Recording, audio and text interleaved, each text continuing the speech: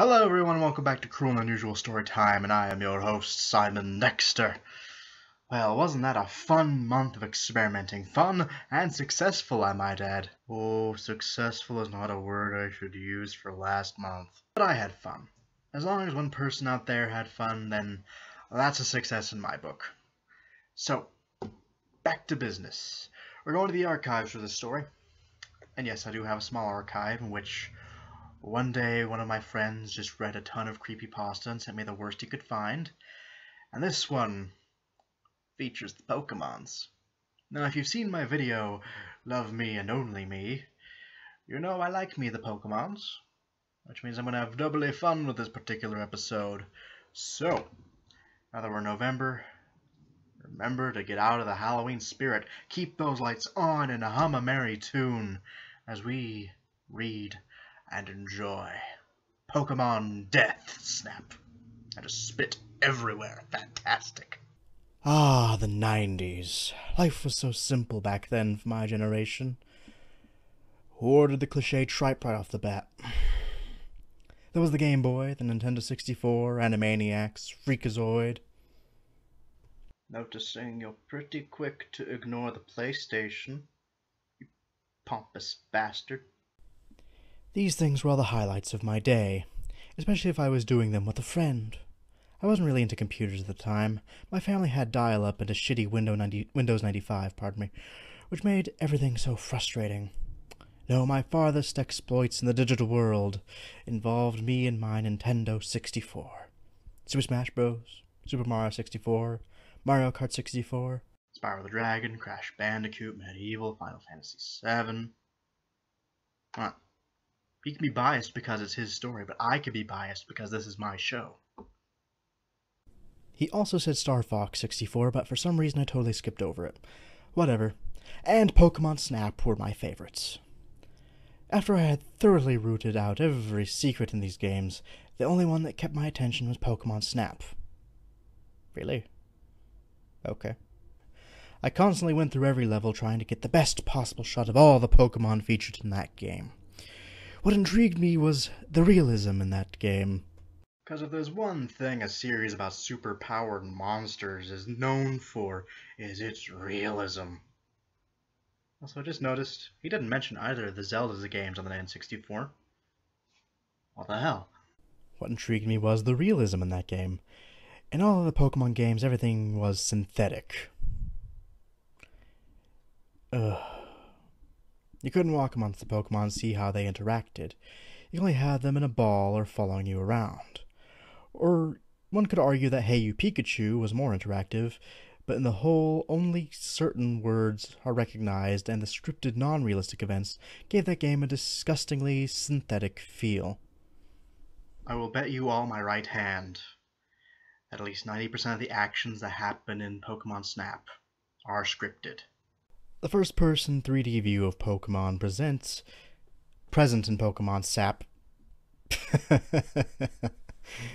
Typos. It actually says Sap. That makes me happy. Pokemon Sap gave everyone who grew up in the 90s something they could only dream of. And when he says everyone who grew up in the 90s, he meant everyone. I have Pokemon Snap. It's right here. Yes, please rub in everyone but me had an N64 growing up, please. Dream of a chance to live in a realistic Pokemon world. I don't want to live in a realistic Pokemon world. I'm assuming there's a lot of death in it. So eventually we moved to a new house and got a PS2. Thank you. DSL and a computer that could run Half-Life. There are more games on the computer than just Half-Life. Thank you. And I moved on the bigger and better things, huh? You mean on to bigger and better things, perhaps?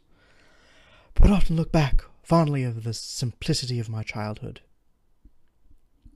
My N64 and all the games were put in a forgotten corner of the basement. Well, I would keep mine in my room. Play it all the time, honestly. This brings my story to more recent events. About a week ago, I was at my friend's house. He's one of those people who are well-equipped and has many things. Wi-Fi, several computers, iPods, a Mac, a drum set, a piano, a widescreen HD TV, surround sound, guitars, a PS3, and whatnot. You know, pretty much a friend all of us have had at one point, the lucky motherfucker. I mean, best buddy. He was one of the people I liked to whoop in Smash Bros. Back in the day. Anyway, we were hanging out and he had something he wanted to show me.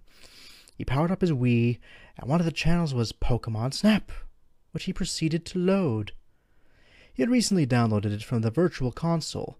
As soon as I heard the fast theme song and camera flashes, I was overcome with the intense wave of nostalgia, something I rarely feel these days. Okay, enough. Okay, so I bitch a lot on this channel about people not doing enough in their stories, writing-wise. But there's definitely such a thing as doing too much. Let me level with you here, writer. That girl you let copy notes in class isn't going to read your stupid little Pokemon story. You can stop showing off now. Now, before you get me wrong, I'm not anti-language skills. Not. But this is a horror story about a haunted Pokemon game. And not even the one where you're fighting shit either. It's the Pokemon game where you're taking pictures. So listening to the eloquencies of the mind seems a bit out of place. Just with the setting, it's weird. Like, it's really weird. It almost sounds like you're talking down to us when you're trying to be like on the same level with us. If this was a story with a third-person narrative based in a Victorian manner, then yeah, having immaculate language would be really nice. But when you're trying to be just one of the guys, all this fancy talk just feels weird and out of place. That might be a nitpick, but I don't know. It's bugging me. I hope it's bugging someone too. Let's just keep reading. Something I rarely feel these days, and really wanted to play the game. I think you could have used an eye there, friend. My friend loaded it up and selected Continue. For everyone unfamiliar with Pokemon Snap, the premise is that Professor Oak needs someone to photograph all the Pokemon on some island with many different environments. As you get more pictures and higher scores, new tools and levels become available to you, such as the Apple, which acts as bait, the Pester Ball, which irritates Pokemon, and the Pokeflute, which wakes sleeping Pokemon. The player controls Todd, a character from the anime, who is riding a buggy on a set track. Siri, who is Todd from Pokemon in the anime? I didn't think so. I'm sure he's real. I just don't remember who he is. The buggy moves at a constant speed, and it is from the buggy that you must take pictures. Clearly, there's 63 of the original 151 Pokemon in Pokemon Snap. The levels, or courses as Oak calls them, ranges from a beach to a volcano to caves and rivers. The island is a very diverse place, but even with my extensive playing, the darkest parts had eluded me. Until recently, that is.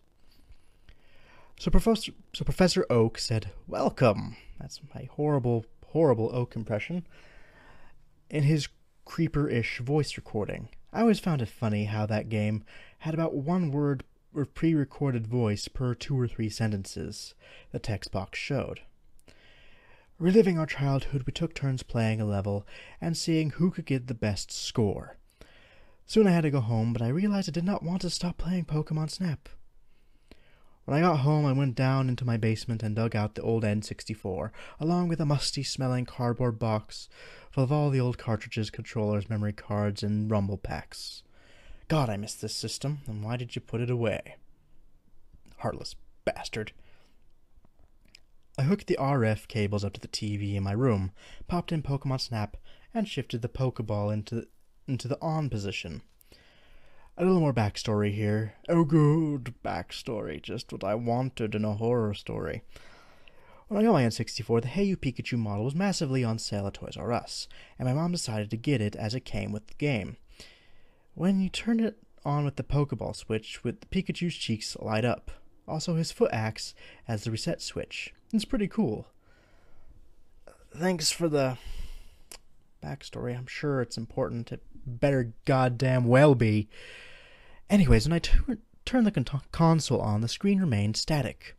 I pulled out the cartridge and checked the chip. Sure enough, it was covered in black gunk. I spent half an hour getting the nasty stuff off it.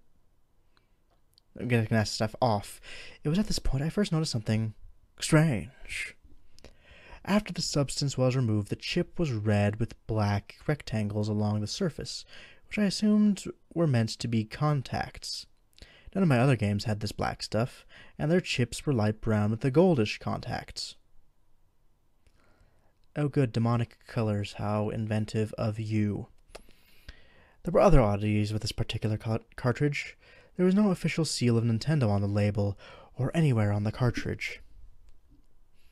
Oh yes, the game itself has physically changed to show how evil it is.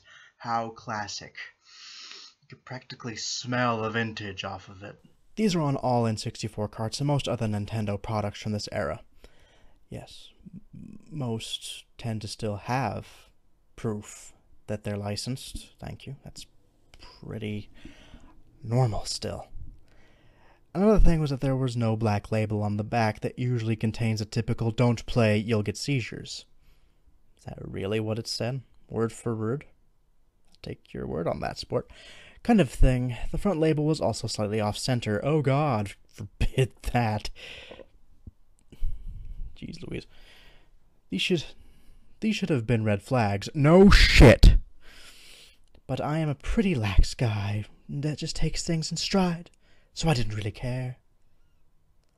Lord. At this point I thought the game was ruined by the goo and discoloration, but I put it back in for the hell of it. To my surprise, the Nintendo logo popped up on the screen. We were back in business. So the load screen came up, and the upbeat theme song and camera flashes were playing, just as they did earlier at my friend's house. As I noticed several visual distortions, which I thought were due to cart damage. Just like cartridge. Sorry, if you're gonna talk like a pompous ass anyway, just spell out the fucking word. There were 3 purple vertical streaks, a few inches wide, that were all the way down the scenes. Did you measure them? One on each edge and one down the middle. They were darker in the middle of the streaks, but you could see past them somewhat. I didn't mind that much. It was a minor inconvenience. I probably wouldn't have played, but that's a personal thing. Next, I pressed start, and to my surprise, I found that there was no continue option. I guess my saves had been deleted by battery failure. All those hours and hours of hard work and my completion were gone. Wouldn't you want the challenge of doing it again anyway?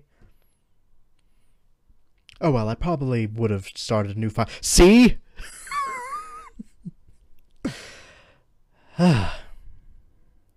Started a new file anyway. I started the new game, and more strange things began to occur. I found myself in Oak's lab. His features were changed. His eyes were black with no pupils, and he had a stern look on his face. Goody. That, coupled with the purple distortions that ran along his left half, made him very disturbing. All the text dialogue's normal, but the re-recorded voice bits that I mentioned earlier were distorted. They came out slowly at low pitch, because that's how everything works. I was reminded of the demon voices from early shooters like Doom, of course. But other than these things, I attributed to cart damage. The gameplay was normal, or so I thought. All of this was starting to make me a bit uneasy. But I was a man of science. Oh my god, you are one of those people, aren't you? Fantastic. I didn't believe in ghosts, or God, or hell, and prided myself in overcoming irrational fears that many suffer from. Oh, to be young again. This guy's head's so far up his ass you can smell the shit in his writing. I went to the first course, the beach. There were more visual distortions. All Pokemon had no pupils, just pure black eyes, which most of them have because they're animals. Like, I can't even think of a lot that do just have eyes with pupils. There are a few, like, I don't know, Haunter, in fact, the entire first Ghost line, Voltorb and Electrode, I suppose, but otherwise, you got pretty much just black, glassy eyes. For the most part, in fact. Also on the ground, underneath where the Pokemon sprites were, there was no purple ring. No, there was a purple ring, I'm sorry. It appeared even under the flying Pidgeys. The other distortions here were that the sky was light green and there were no clouds or sun. Yeah, I would have stopped playing because this sounds like a shit game at this point. The movements of the Pokemon seemed unnatural and cold, like they were afraid of something. Whew. I played through the course, but as I took pictures, the Pokemon that were in the frame disappeared. Slightly concerned by this, I didn't take pictures of Pokemon that wouldn't count until later, such as Snorlax or Chansey. As I approached the exit gate, I turned around and saw one of the circles that indicated that a Pokemon was there, following me. But there was no sprite. I snapped a picture and was taken back to the lab. I selected all the pictures for the Pokemon report, but strangely the last picture I took was not there. The rating process was as normal, but at the end Oak said, "Nice work harvesting." There was a brief pause, and then he said, "You let it in, didn't you? Well, you know what this means. Go to the tunnel." Don't even want to know. Don't even want to bitch. I assumed that he was referring to the tunnel course, so I went to the map, and it was now available. As I entered the course, I noticed that I now had all the tools, the apple, pester ball, and pokeflute. I went through the course and found that it had the same visual distortion as the beach. If you're in a tunnel, there wouldn't be a sky, so how could you know? At the end, I tossed an apple at the electrode by the rocks, and the path of the volcano opened up. The electrode looked like it was in extreme agony. Well, you try being a Pokemon that's main function is to explode. Not like the comical explosion seen before, it seemed to be begging for help. Again, try being the only Pokemon that's primary move is to explode. Okay, might not be the only one, but I don't remember. As the traveling cutscene took place, I saw the purple ring with no sprite again. It followed me. Strangely, there was no cut back to the lab after discovering the course like it was supposed to. It took me straight to the volcano level. A quick survey of the area showed that the visual distortions were getting worse. As I moved forward, the Ponytas and Rapidashes were running, and then jumped into the lava and gave off low-pitched screams. All the Pokemon did that as I approached. I finally reached the egg, which blocked the path. They were supposed to throw an apple at it so you can proceed, but I found that my tools were gone. So why did you have them in the first place, as they didn't seem to be important? This was problematic. I took the opportunity to get some dinner. I didn't pause the game because there was no need to. When I got back, I saw the purple ring again. It was in place, motionless behind me. I also saw something else coming from the distance. It was an electrode from the tunnel rolling down the path. This electrode must have been the one I blew up, as it had a look of anger and revenge in its eyes. Is he fucking kidding me with this shit? I could do nothing to get away, so I sat and watched. As soon as it hit me, it exploded, which caused my buggy to flip on its side and go top down in the lava. A travel-like cutscene played, but it was slow and distorted audio. The low-pitched screams of the flailing, burning Todd were heard. Fantastic. Fantastic. Okay. I was back in the lab, and Oak looked angry. He said, "You let it get to you, didn't you? We only have yourself to blame." The screen faded to black, and the course selection screen came up. Oak was standing alone, and the only option on the screen was Hell, which was spelled with 3 L's. Yes, thank you. I can read. That's why I even added the extra L for you. The go back option was gone, so I had no choice but to click on it. You could always just stop playing the game.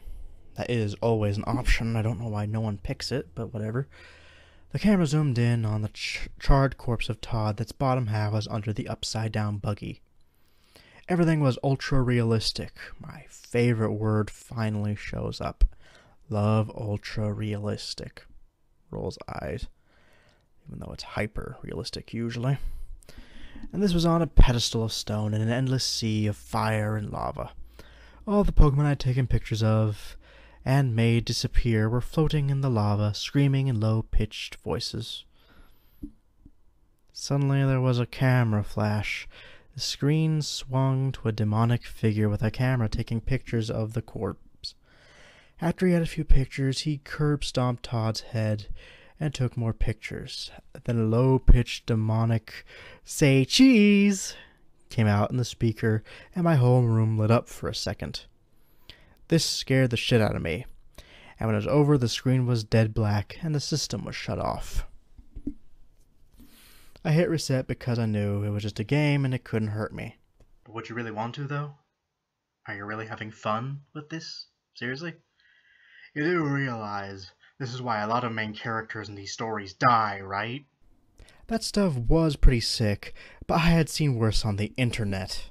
Really, you've seen worse on the internet? I'm sorry to interrupt again so fast, but you've seriously, on the internet, seen something worse than an ultra-realistic demon curb stomp a guy, take his picture, then look at you through the screen, take your picture. I'm sorry I'm talking so much with my hands, but then he takes your picture, it reacts with your TV and reacts with your lights.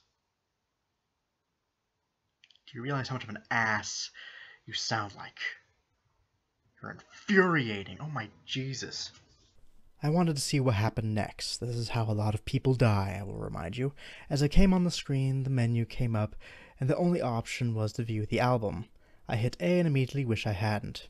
The album was filled with hundreds of photos, all of horrific torture and mutilation scenes.